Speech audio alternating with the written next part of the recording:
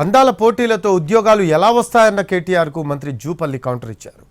వేలాది మంది పర్యాటకులు రాష్ట్రానికి వచ్చి పర్యాటకం అభివృద్ధి చెందితే ఉద్యోగాలు తప్పక వస్తాయన్నారు ఆయన.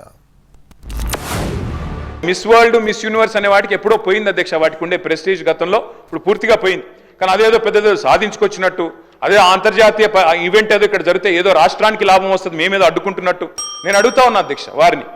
మిస్ వరల్డ్ పోటీల వల్ల ఆదాయం వస్తుంది రాష్ట్రానికి, కొలువులు వస్తాయి, ఉద్యోగాలు వస్తాయి అన్నారు. ఎట్లొస్తాయి, ఏడికెళ్ళు వస్తాయి చెప్పాలని చెప్పి నేను కోరుతా ఉన్నా. నెంబర్ 1. నెంబర్ 2 అధ్యక్ష, నేను ఒకటే అడుగుతా ఉన్నా అధ్యక్ష.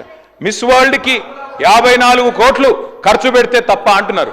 మరి ఫార్ములా ఈలో 46 కోట్లు ఖర్చు పెడితే దాన్ని ఏకపక్షంగా కేబినెట్ అనుమతి లేకుండా రద్దు చేసి అంత పెద్ద ఈవెంట్ని, అంతర్జాతీయ ఈవెంట్ని రద్దు చేసిన వాళ్ళు మరి ఇక్కడేమో ప్రభుత్వ డబ్బులు ఖర్చు పెడతాం కరెక్ట్ ఎట్లా అవుతుంది అధ్యక్ష?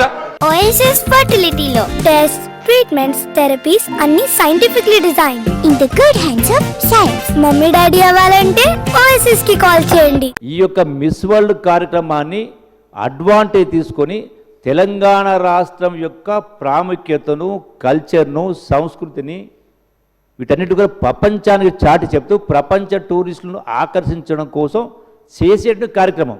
మనం ఆ కోణం చూస్తే పాజిటివ్ కనిపిస్తుంది, దాని ఇంకో పొలిటికల్ యాంగిల్ చూస్తే ఇంకోటి కనపడుతుంది. బట్ పర్పస్ అనేది ఎవరి కోసం? నిరుద్యోగ యువతీ యువకుల కోసం ఉద్యోగ ఉపాధి అవకాశాలు కల్పించాలని.